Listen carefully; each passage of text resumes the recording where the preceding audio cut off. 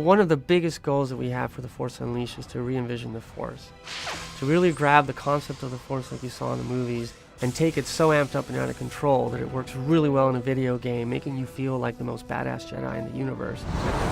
A perfect example is lightning. When you actually see the apprentice totally amped up in lightning, not only does it go purple and crazy, but he can actually nuke many, many guys, more than you've ever seen in a movie before. In the same manner, we can use the Force grip, for example. Instead of just gripping an X-Wing like you saw in Dagobah, we really amped up the power to the point where the apprentice can actually pick up many objects at the same time. And then if he wants to, he can actually throw lightning at them. And so now they're all charged up like a cannonball. And each one of these experiences just really elevates the action of the Force that's really well represented in this kind of medium. My favorite part of the combat for The Force Unleashed 2 is that the sabers actually matter. You now carry 2 instead of 1. And not only does that look impressive because you have twice as much weaponry as you used to, but it really allowed us to evolve the combat system and the way you interact with the enemies. The number of hits you're able to achieve on a given target are obviously much faster now with being able to do 2 hits. You'll also be able to do a dual lightsaber throw. We've added the ability to do dismemberment. You're able to decapitate guys now. The changes we made to the lightsaber really lend a lot more to the realism and immersion that the player will experience in the game. It's not just like a baseball bat. It's really going to be much more like what Star Wars fans have seen in the movies. We've also added some unique Force powers that didn't exist before. We have a brand new Force power in the game, which is sort of an Unleashed version of Jedi Mind Trick. We've sort of reimagined it for the Unleashed franchise. These aren't the droids you're looking for. These aren't the droids we're looking for. We took it to the next level. You basically get a trooper and you turn him into your ally, and what he'll do is he'll turn around to attack other troopers. They actually might get so confused that they'll try to commit suicide. I can't do this anymore!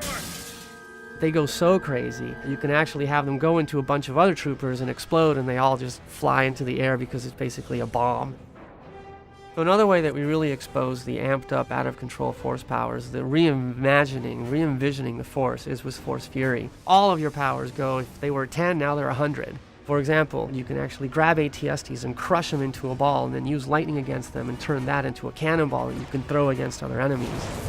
Or you can use another power we call Force Repulse. When you let it go, it literally disintegrates all the guys and turns them into vapor.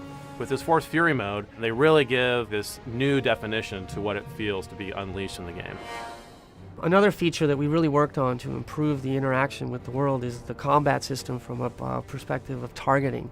Our targeting system has been cleaned up so that as you play through it, the choices that you have to grip things or to target things or to throw things is much more accurate than it used to be. That, tied with a much more improved camera, really allows you to interact with the environments and with the enemy setups.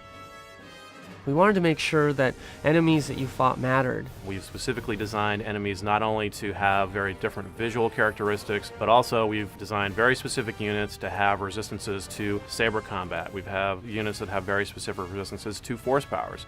As you progress and become more and more powerful, you will find more and more powerful enemies. For example, the Gorog, this big ape monster-type creature that you have to use very specific Force powers in order to defeat. Another one to note is this big Titan spider, 4-legged creature that very much attacks you in ways that are very different than the Gorog, so you have to use different Force powers to defeat him. It's amazingly fun to actually grab the Force and play with it like it's never been done before.